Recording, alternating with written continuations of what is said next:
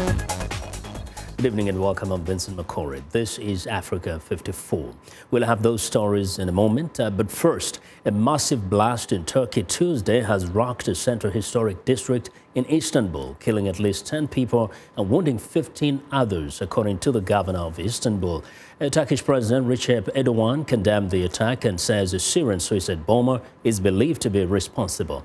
The explosion hit Istanbul's Sultan Hamid district, a major tourist area that is home to attractions such as the Blue Mosque and Hagia Sophia. Witnesses described the blast as loud and said that it shook the ground. Turkey has been on alert for attacks since an October double suicide bombing killed more than 100 people at a gathering of peace activists outside a train station in the capital, Ankara.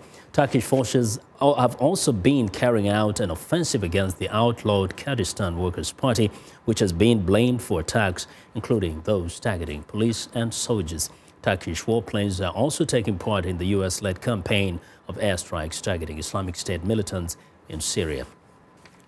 U.S. President Barack Obama is set to deliver his final State of the Union address on Tuesday night.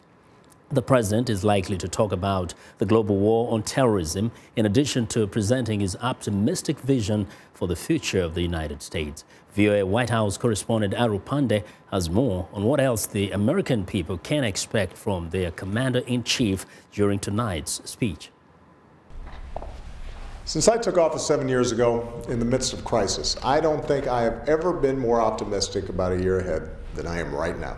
It's this optimism, not just for 2016, but also for the years ahead, that White House officials say will be showcased when President Obama addresses the nation in his last State of the Union message on Tuesday. Unlike last year, when Obama laid out specific proposals, including providing free community college tuition and bolstering cybersecurity, White House Press Secretary Josh Earnest says this year the president will focus on his long-term outlook for the country and also counter the pessimism heard in the presidential campaigns and reflected in public opinion polls. And so much of the rhetoric that we hear from the other side is focused on fearing the future and being anxious and insecure about a changing world. The fact is, the United States is better positioned than any other nation in the world to capitalize on the opportunities that lie ahead for us. That does not mean the president will not take time in his address to point out what he has accomplished since taking office in 2009, as he laid out in his most recent weekly address. Our businesses are now on a 70-month streak of job creation, with more than 14 million new jobs in all. We've revamped our schools and the way we pay for college. We've made historic investments in clean energy and put ourselves on a path to a low-carbon future. On the global front, Obama will likely showcase his recent diplomatic successes in normalizing ties with Cuba, reaching a nuclear agreement with Iran, and working out a deal on climate change.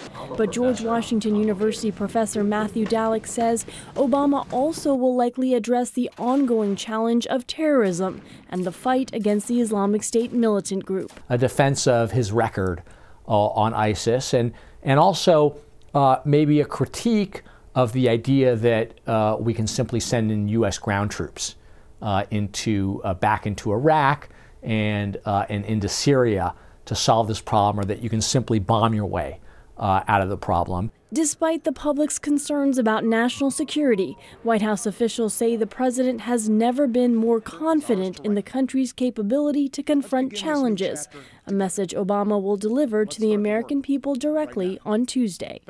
Aru Pande, VOA News, the White House.